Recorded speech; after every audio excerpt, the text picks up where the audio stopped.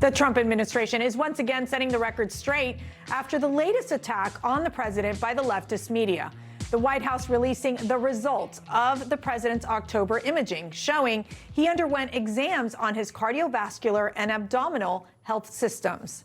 The president's physician saying his cardiovascular system shows excellent health and confirms that he remains at excellent overall health. The White House also released the president's work logs showing he's working 12-hour days.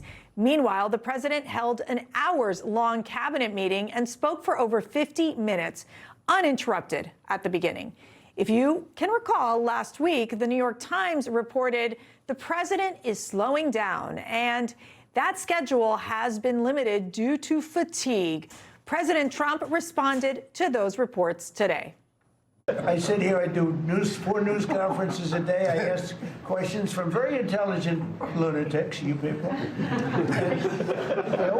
I give the right answers. There's never a scandal. There's never a problem. I give you answers that solve your little problems.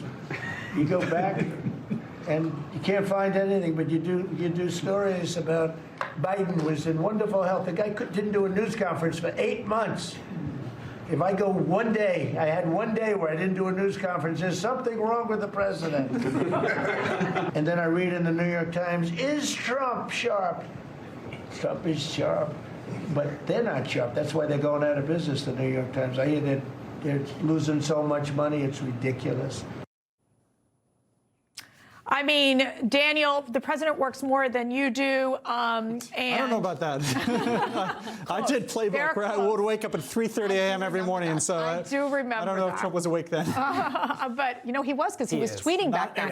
Okay, but Daniel, let me get your response to this. I mean, why would the New York Times write such a ridiculous story? Well, if you look at this, there was actually a lot of data that they were looking at where they found that the average start time of his White House events were something like 12 p.m. these days. And in the first Trump administration, it was like 10:30. And he's doing fewer domestic trips. I think that the White House is clearly concerned about this narrative because otherwise they would not have released all of these records of his daily work schedules. And so they don't want this theme of, oh, Trump is getting too old for the job, when he appeared to almost fall asleep in a meeting with pharmaceutical CEOs just the other week. It's hard for me to listen to that because I think it's more of an offense that they're taking a comparison from Joe Biden and President Trump in this instance. I would say I'm 25 years old and I require more sleep than President Trump does, honestly. It's called beauty sleep. Let's be real. Yes, and I mean, the guy, you can't take it away from him. He works very hard. And to say he has not been on many domestic trips because he's been on many international trips, I would say, recently. I think, Alex, you know this probably best. But, you know, I think this is a stretch that the New York Times is just trying to pull on this one. I think there's more important things to be considering. I think he's showing up to many events. You remember at the beginning of the administration as well, reporters were exhausted going to the White House trying to cover him because he was all over the place. I just don't think that giving news conferences or holding public meetings is and talking to the press and going on this very repetitive chants. Many times he blames Biden. He talks about the open border. It's like if you compare the analysis, it's a lot of the same words day in and day out. I don't think that counts as fully working sometimes in terms of behind the scenes work. You leftist media cannot get it through your brain that President Trump is being so successful. Alex, I want to get you in here. You've seen the president on these international trips. I always said Alex Salvi had the best job ever being stationed out in Italy.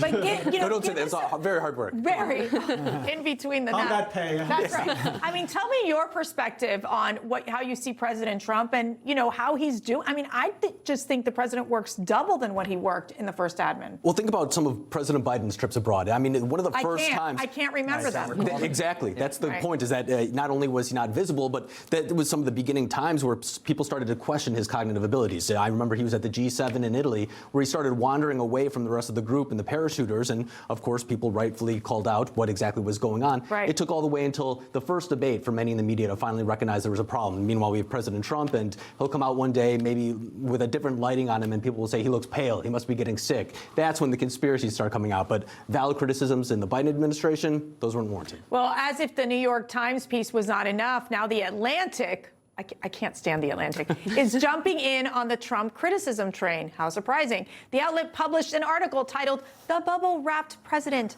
The piece claims everyone around Trump is telling him things he wants to hear and telling him that he's right.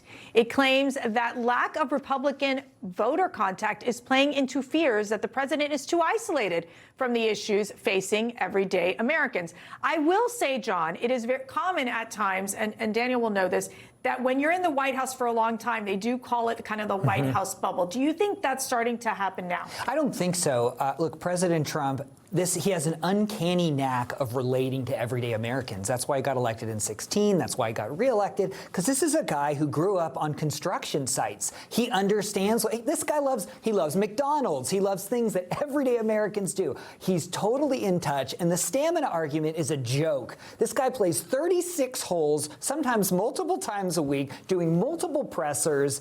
I think the New York Times, the Atlantic are just butthurt that they carried water for Joe Biden for so long that they're desperate to get a Me Too. I would like to see President Trump back out in the rallies. I think that's critical as we're going into the midterm elections. Yes, and I also covered the rallies, and he was all over the place. I mean, you didn't see Kamala Harris doing the same thing. So, information, truth is freedom. Is Newsmax. It's real news for real people.